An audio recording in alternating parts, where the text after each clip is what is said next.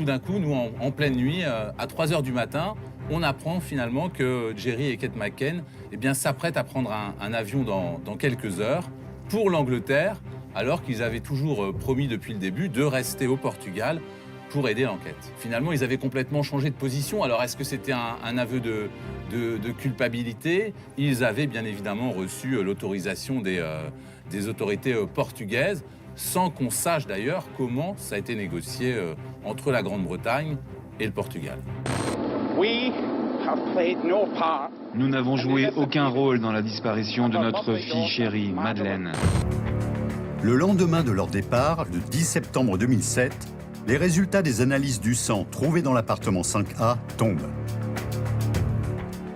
Un rapport préliminaire révèle que l'ADN correspond à 50% au patrimoine génétique d'un descendant de Jerry McCann.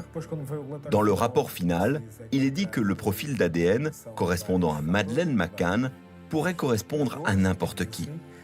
Au vu de ces différences, je suis convaincu qu'il y a eu une manipulation des analyses effectuées en Angleterre pour couvrir les McCann. L'enquêteur portugais Amaral demande des analyses plus poussées, mais curieusement, les échantillons disparaissent. Pour Gonçalo Amaral, la disparition des preuves n'est pas un hasard. Le commissaire est persuadé que les Britanniques entravent son enquête. Il confie ses doutes à une journaliste portugaise.